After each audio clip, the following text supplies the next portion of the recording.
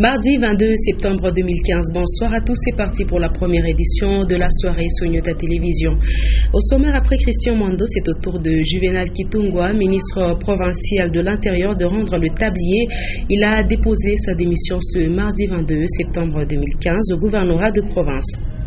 Dans la commune Roachil, on signale la naissance d'un marché parallèle et ses activités sont en train de se développer dans un quartier résidentiel. Encore une fois, bonsoir. À la une de l'actualité, le ministre provincial de l'Intérieur, Juvenal Kitungwa, qui vient de déposer sa démission auprès du gouverneur ce mardi, et ce pour manifester son attachement aux idéaux prônés par le G7 et au leader de son parti politique, Antoine Gabriel Kyungwa-Kumwanza. Plus de détails dans cet élément de Stéphane Chisso et Nonolando. Je viens de déposer ma lettre de démission à son Excellence Monsieur le Gouverneur pour exprimer mon attachement et ma fidélité aux idéaux de notre formation politique, l'UNAFEC, et également mon attachement et ma fidélité au leader politique de notre formation politique, le président Antoine Gabriel Kyungwa-Kumwanza. Comme vous le savez, compte tenu de la lettre qu'ils ont adressée au chef de l'État demandant l'alternance politique, le respect de la Constitution et le respect du calendrier électoral, la majorité présidentielle a pris la résolution d'exclure notre formation politique et a demandé à tous les membres de pouvoir tirer, c'est-à-dire de conséquences par rapport à cette exclusion. Alors c'est pourquoi, c'est-à-dire en toute conscience, c'est-à-dire je me suis permis de pouvoir venir déposer ma lettre de démission. Et je voudrais profiter de votre micro pour d'abord rendre grâce à l'Éternel qui m'a permis d'être membre du gouvernement 8 ans durant, et aussi remercier le président de notre formation politique, UNAFEC, Antoine Gabriel Kyungwa-Kumwanza, qui m'avait proposé, c'est-à-dire au gouvernement, et surtout, j'insiste, de remercier son Excellence, Monsieur le Gouverneur, qui nous a permis d'être à ses côtés 8 ans durant, qui grâce à son leadership, grâce à son humanisme, c'est-à-dire nous a permis de travailler dans de meilleures conditions, et aujourd'hui, je crois que le bilan global au niveau du gouvernement, c'est vraiment un bilan positif. Et je voudrais terminer également en remerciant la population katangaise qui nous a soutenus, la population katangaise qui nous a accompagnés, et la population katangaise qui, grâce, c'est-à-dire à son dynamisme, a permis au gouvernement provincial de pouvoir poser tous les actes de développement qui ont été posés dans le cadre du gouvernement. En ce qui concerne la suite, je voudrais tout simplement vous annoncer que son Excellence, Monsieur le Gouverneur, m'a demandé d'assurer les affaires courantes jusqu'à ce qu'il va pouvoir répondre à ma lettre de démission. Merci. Comme promis, le gouverneur Moïse Katumbi Tchapoué vient de faire installer les tout premiers feux de signalisation routière de la ville de Kolwezi, des feux qui ont été inaugurés de la part de l'autorité provinciale dimanche 20 septembre par Madame le maire de Kolwezi, Nonolando Stéphane Chisso. Après en avoir asphalté la quasi-totalité des routes, au centre-ville comme à la cité, comme il le leur avait expressément promis, le gouverneur Moïse Katumbi Tchapoué vient une fois de plus de prendre date avec l'histoire de la ville minière de Kolwezi en y faisant installer les tout premiers feux de signalisation routière sur les 3 carrefours les plus importants à la cité, à Mariapolis ainsi qu'au niveau du collège dans un premier temps. Des feux qu'il fera inaugurer le dimanche 20 septembre 2015 par Madame le maire devant une population soulagée. na gouverneur wetu Moise Katumbi tunaremercie sana kwa kuona vile wanatuletea kwa masinyo humu juu ya kusaidia kwa bashoferi yetu bengine wanavululaka ni paka vile asijue ni nini wanatembesha. A partir ya masinyo itatusaidia kwa sana na shiba pieton na bamamiotoka na bamamoto. En tout cas, je me remercie sana. C'est vraiment une immense joie pour moi, en tant qu'habitant de Colosi. Donc c'était un rêve qui est devenu réalité pour nous.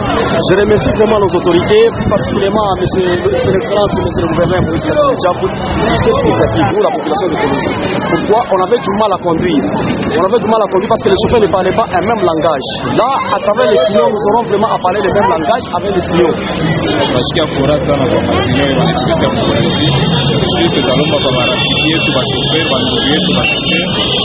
Baye kurespecte vitu wanaweka de façon que baze kurespecte kufunga rouge na waka wanapatiante vert na waka ni passage ya bwana anisa. Bon, dernièrement imashiku yote avant que manani ikuye mafait de signalisation bon chable shitu kwa hapa bakadafi tuko na tuki hapa tulianza kuvivre mais événement accident ilikuwa vraiment eji ya kukwe na muna des jours ilikuwa mingi pashiko accident qui produit et maintenant grand merci Dieu la chauffeur ba mbanzo de comporter mal avant de respecter ma ferro manani ma règlement ya chauffeur nina tesite sana gouvernement muhibi tubanandolewa ma nani ma programme avec un problème à matinée on pas bien ça. Merci. Déjà, les usagers des routes de Kolwezi se mettent à l'heure des nouvelles habitudes qui vont à coup sûr épargner des vies humaines longtemps perdues suite au manque de telles infrastructures. Autre chose, lutter contre la pollution causée par les automobiles, favoriser la marche, le cyclisme et le transport en commun, mais également lutter contre le sédentarisme sont en tout cas parmi les objectifs de la journée mondiale sans voiture, célébrée ce 22 septembre. Cette journée a été officiellement célébrée pour la première fois en Irlande. Janine Bouchou, Pichakola. Instituée par les Européens, la Journée mondiale sans voiture a pour but de sensibiliser l'opinion sur les risques des automobiles en milieu urbain. En effet, les initiateurs de cette journée étaient beaucoup plus préoccupés par la pollution et la mobilité urbaine. Souvent en ville, beaucoup se plaignent de la mauvaise qualité de l'air, de la nuisance sonore et même d'encombrement. Malgré tous ces méfaits, le parc automobile et la circulation ne font que s'accroître. À Lubumbashi, par exemple, les charrois automobiles a presque triplé depuis quelques années selon certains services de transport. La journée sans voiture vise aussi à expérimenter dans le monde une journée de fermeture de la ville aux voitures. Cette journée est pour les piétons, les cyclistes et les transports en commun. Depuis l'année 2007, cette journée mondiale tend à être remplacée par une semaine de la mobilité qui vise à promouvoir l'usage de transports en commun. Et à part la journée sans voiture, chaque 22 septembre est également célébrée la journée mondiale pour la sensibilisation sur la leucémie, qui est le cancer de sang. C'est ainsi qu'il est recommandé de faire des examens et diagnostics de façon régulière pour se rassurer d'être en bonne santé. Un sujet de Maurice Mazel Ben Kaimbe, Séverin Katamboa.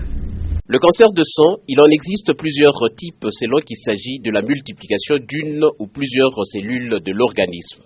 Les personnes souffrant de cette maladie génétique présentent plusieurs symptômes. Les symptômes ou les signes que peuvent présenter un patient atteint d'un cancer du sang sont d'ordre de... Nous les regroupons pratiquement en 3 grands syndromes. Il y a ce qu'on appelle les syndromes anémiques. Donc, le patient peut commencer à développer une anémie, donc une diminution du sang. Nous avons les syndromes infectieux. La personne devient susceptible à plusieurs infections. D'accord?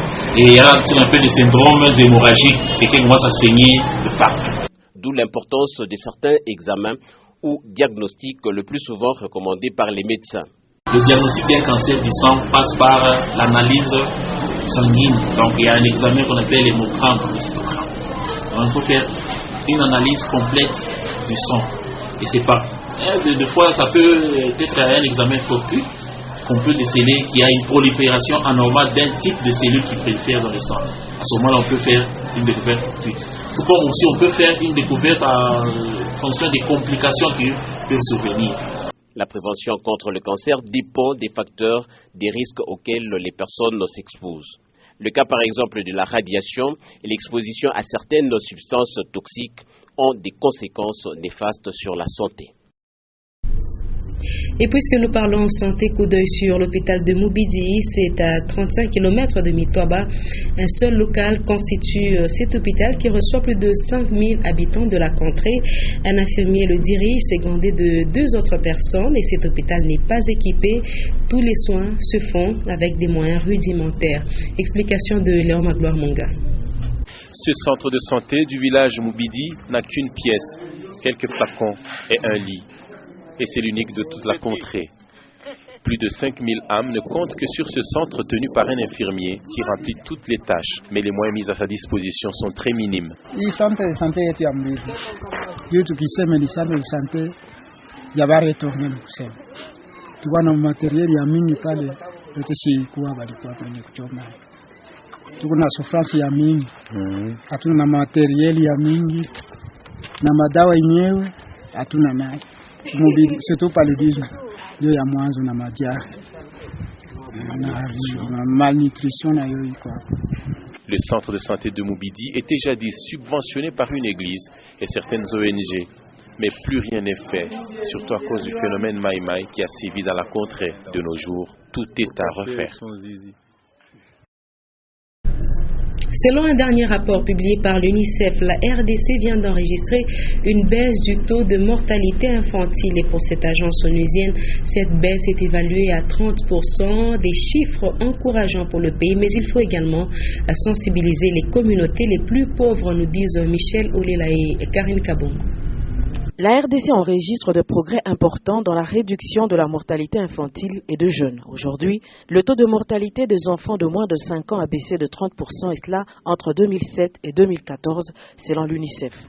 Mais on rappelle, en 2007, la République démocratique du Congo a enregistré 148 décès pour 1000 naissances vivantes, et 7 ans après, ce taux est descendu à 104 décès pour 1000 naissances. Baisse qui se justifie par les efforts accomplis dans la mise en place d'un programme plus efficace pour accélérer la réduction de la mortalité de la mère et de l'enfant. Des efforts fournis dans la couverture vaccinale, dans la prise en charge intégrée des maladies de l'enfance, de l'allaitement maternel, de la distribution de moustiquaires imprégnés d'insecticides et de la supplémentation en vitamine A. Néanmoins, la RDC ne doit pas dormir sur ses lauriers, car 104 décès pour 1000 naissances, ce taux est encore élevé et le pays fait toujours partie du groupe de 6 pays qui à eux seuls enregistrent la moitié des décès des enfants de moins de 5 ans dans le monde. Il faut donc accorder une priorité aux communautés les plus pauvres et vulnérables, communautés éloignées de programmes de sensibilisation. Et le monde de la pharmacie serait peuplé de nombreux charlatans en RDC. L'Ordre national des pharmaciens s'emploie à assainir ce secteur. En effet, chaque année, un tableau est publié dans lequel est répertorié le nombre des pharmaciens habilités à exercer. Et cette année, plus ou moins 1166 pharmaciens sont autorisés à travailler sur l'ensemble du pays. Une fois de plus, Karine Kabongo et Michel Olela. Le médicament est un poison. Il ne peut être administré sans l'autorisation d'un médecin, ni encore moins d'un pharmacien. Pour 2015, près de 1166 pharmaciens congolais sont autorisés à exercer sur l'ensemble du pays, selon l'Ordre national des pharmaciens, qui a remis le nouveau tableau au ministère national de la Santé publique. C'est un outil de travail pour les autorités compétentes, afin de savoir qui doit exercer la profession de pharmacien et qui ne doit pas l'exercer. Comme vous savez, c'est un métier technique et les médicaments étant en même temps un remède et du poison, ça ne doit être manipulé que par un spécialiste. Un nombre jugé peu élevé par rapport aux diplômes remis chaque année dans les universités nationales. Quel est le quota pour la province du Katanga? Quand vous terminez à l'université au sein des sciences pharmaceutiques, et la loi vous exige d'être inscrit au tableau de l'ordre pour pouvoir exercer. C'est moi qui y a ceux qui ont terminé mais qui ne sont pas encore inscrits sur le tableau. La deuxième des conditions, c'est qu'il faut être sur ce tableau-là. Il faut respecter certaines normes de la loi. C'est entre autres, il faut être en ordre de cotisation pour l'année 2015 par exemple, pour pouvoir se retrouver sur ce tableau-là. La province du Katanga, pour répondre à votre question, c'est autour des 100 personnes qui sont sur ce tableau-là. C'est désolant qu'on soit très peu comme ça, Et c'est pourquoi un effort doit être fourni et du côté des pharmaciens eux-mêmes à s'inscrire au tableau de l'ordre des pharmaciens. L'assainissement permanent du secteur pharmaceutique demeure un impératif pour donner moins de place aux commerçants et charlatans. Je voulais annoncer à la commune Rouachi, précisément au quartier 6, un marché existe depuis plus de 6 mois. Ce lieu de négoce se trouve en plein quartier résidentiel sans aucun respect des normes environnementales et hygiéniques. Constat de Ogi Fortuna Kassongo. Près de 700 vendeurs œuvrent dans ce marché installé au cœur du quartier 6. Visiblement, ce lieu de négoce est le prolongement du marché pirate, parti du chemin de fer, non loin du marché Zambia, à quelques mètres seulement. Les vendeurs que nous avons interrogés affirment payer une taxe journalière de 500 francs congolais pour exercer dans ce marché de fortune.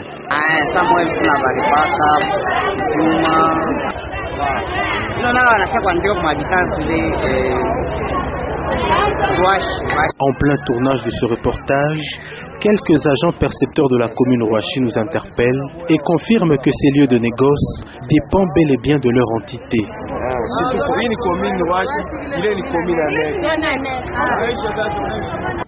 Si réellement ce marché est reconnu par la commune Rouachi, pourquoi l'avoir implanté sur les ruelles de ce quartier résidentiel?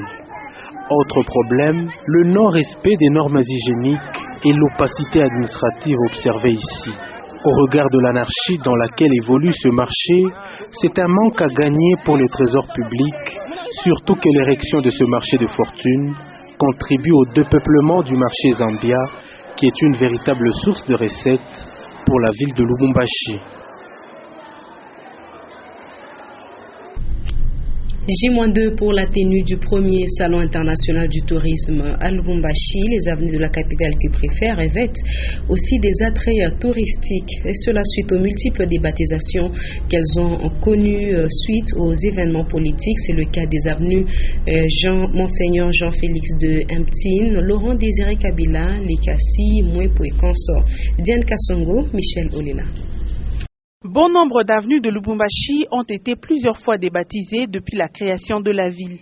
Des débaptisations dues pour la plupart aux grands événements politiques qu'a connu la République démocratique du Congo. À la création de la ville, les premières avenues portaient les noms des personnalités belges, anglaises et autres. Après l'indépendance du pays, lors du fameux retour à l'authenticité prôné par Mobutu, alors président de la République, ces avenues ont changé de dénomination, portant ainsi les noms des politiques leaders de l'indépendance. À l'entrée de l'AFDL, certaines avenues ont également connu de changements de nom. Le centenaire de la capitale qui préfère a eu aussi de l'influence sur la débaptisation des avenues. C'est le cas de l'avenue Monseigneur Jean-Félix de Mptine qui tire ce nom du premier prélat du Katanga. À sa création, cette avenue se nommait avenue du Katanga. En 1919, lors du retour des combattants de la guerre de Tanganyika à Tabora, l'avenue du Katanga a pris le nom de Tabora. Une autre avenue qui a connu des changements de nom, c'est l'avenue de l'Étoile, aujourd'hui chaussée Mzee Laurent Désiré Kabila, passant par l'avenue Mobutu. Selon les spécialistes en tourisme, tout est touristique, mais il faut donner de l'âme. Et on va parler sport à présent. L'actualité est marquée par la suite de la première journée en Ligue nationale de football, précisément dans la zone centre-sud. Le FC Saint-Éloi Lupopo vient de battre l'AS Bantou par la note de 2-1. L'ouverture du score Mugalou de Lupopo à la 40e minute, l'égalisation de Kadima à la 66e et le but de la victoire à la 72e minute, inscrit par Héritier Makambo. Et on va terminer ce journal par la lecture de quelques articles signés ce jour dans le journal La République paraissant à Kinshasa. Lu pour vous est signé Géchala.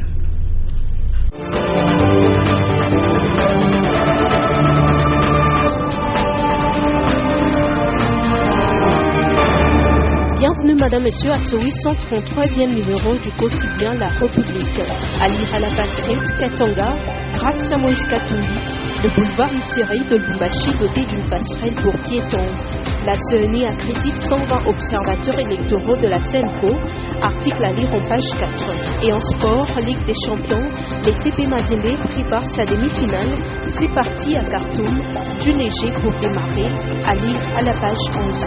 La CENI a accrédité vendredi 18 septembre 2015 pour toutes les provinces de la RDC 120 observateurs électoraux de la Conférence épiscopale nationale du Congo, CENCO. À cette occasion, une cérémonie présidée par le vice-président de la CENI a marqué l'événement au cours de laquelle il a souligné toute l'importance qu'est revêt l'opération qui permettra à la CENI d'améliorer son travail par la prise en compte des conseils et recommandations contenus dans leurs différents rapports d'observation du processus électoral en vue d'une organisation des scrutins transparents, crédibles et apaisés. Pour le vice-président de la CENI, la participation de la CENCO à l'observation électorale par la présence dans les bureaux des votes et des dépouillements, l'assistance au centre des compilations jusqu'à l'annonce des résultats va davantage sécuriser les candidats d'une part et d'autre part, elle constitue un appui non négligeable à l'organe électoral dans l'accomplissement de sa mission. Katanga, grâce à Moïse Katumbi, le boulevard Messiraï de Lubumbashi, doté d'une passerelle pour piétons. Après Kinshasa, la ville de Lubumbashi, au Katanga, vient d'être dotée des passerelles pour piétons. Il s'agit principalement du boulevard Messiraï, la principale voie d'accès à la ville de Lubumbashi à partir de la route Likasi et de l'aéroport international de Lalwano. Cette voie est désormais dotée d'une passerelle pour la traversée des piétons en hauteur entre les communes des Kampemba et de Lubumbashi.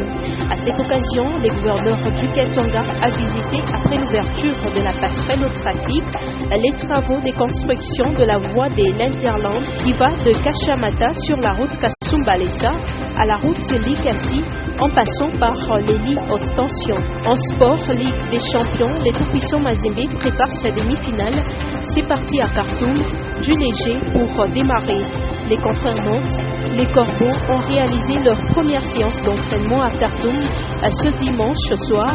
Pour le lancement de ce stage, Patrice Carteron avait concocté un programme léger, décrassage et atelier avec ballon pendant 1 heure. Premier entraînement en terre soudanaise pour les joueurs du TP Mazembe. Débarqués samedi soir à Khartoum, les Corbeaux ont eu 24 heures de repos. Ce dimanche, ils avaient droit à une séance de décrassage fixée à 21h sur les terrains annexes de la Fédération soudanaise de football. Fin de ce lieu pour vous. Merci de l'avoir suivi.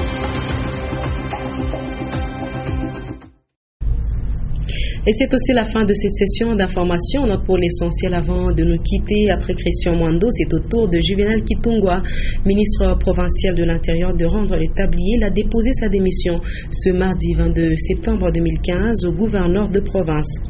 Dans la commune Rouachi, l'on signale la naissance d'un marché parallèle et ses activités sont en train de se développer dans un quartier résidentiel. C'est la fin complète de ce rendez-vous de l'actualité. Merci de votre attention. Prochain rendez-vous, c'est tout à l'heure à 21h les news, après le journal en anglais, et à 23h retrouvez Patricia Naïs Moka Béa. Moi, je reviens demain à partir de 17h30. Très bon suite de nos programmes.